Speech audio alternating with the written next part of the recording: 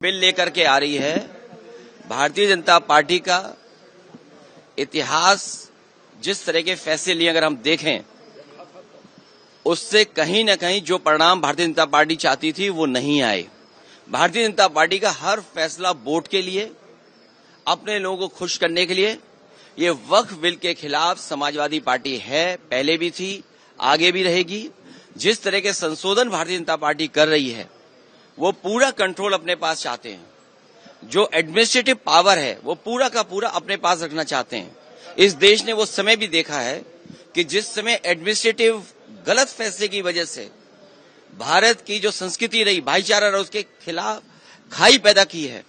और अगर हम इनका जो फैसले लिए अगर पलट करके देखें, एंग्लो इंडियन बिल जिसमें कि सदस्य एक बनता था, चुन करके आता, वो अपॉइंट होता था, वो बिल ले लिया वापस, वो आरक्षण छीन लिया।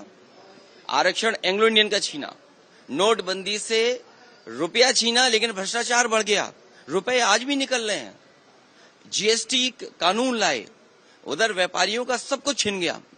दिन भर वो केवल जीएसटी का चक्कर काट रहे हैं।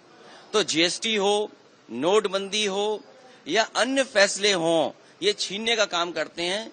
लोगों का कुछ न कुछ छीनने का काम करते हैं।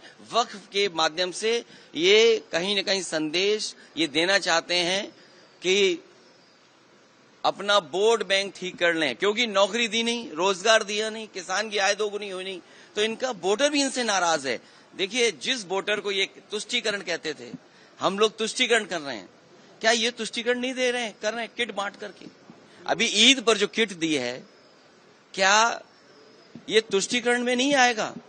क्योंकि इनको पता है इनका वोट खिसक गया है। अभी तक तो ये हिंदू भाइयों को गुमराह करते थे, अब इनकी कोशिश है कि मुसलमान भाइयों को भी गुमराह कर दें। सर, वो कह रहे हैं वक्फ पे विपक्ष गुमराह कर रहा है। सर, कह रहे हैं कि वक्फ पे आप एंग्लो इंडियन इन्होंने छीना, क्या विपक्ष ने गुमराह किया? आपने आरक्षण छीना, जो यहाँ पर लोकसभा में चुन करके आते थे, असेंबली में अपॉइंट होते थे, तो वो छीना आपने। नोटबंदी पे आपने कहा कि आतंकवाद खत्म हो जाएगा, इनके लोगों को माफी मांगने जाना पड़ा। क्या आप सोच सकते हो? फौज के गलत फैसले की वजह से, हालांकि नई बात बनती ये कहने की है, लेकिन फिर भी कह रहे हैं, एक घटना ऐसी हुई जिसमें इनको माफी मांगनी पड़ी है फौज के बड़े अधिकारी को जाकर के, जो गलत एनकाउंटर हुआ था। तो इन्हीं की वजह से आतंकवाद बढ़ रहा है। नोटबंदी फैसला लिया, क्या भ्रष्टाचार नहीं बढ़ा? एक व्यापारी उत्तर प्रदेश में, जिसके इत्र व्यापारी था, कारोबारी, 250 करोड़ रुपए निकला था नोटबंदी के बाद, और ये कहा गया समाजवादी पार्टी का है। जब इनकी बदनामी हुई, इनका फैसला गलत हुआ, इन्होंने अपनी बदनामी छिपाने के लिए समाजवादी पार्टी के जो पूर्व एमएलसी उसके घर पे छापा मारा। तो जीएसटी सरलीकरण कह रहे थे। इसी लोकसभा में आजादी की तरह जश्न मना था जीएसटी का। जीएसटी से क्या व्यापारी संतुष्ट है? जीएसटी से करप्शन बढ़ा, महंगाई बढ़ी और व्यापारी के सामने संकट पैदा हो गया।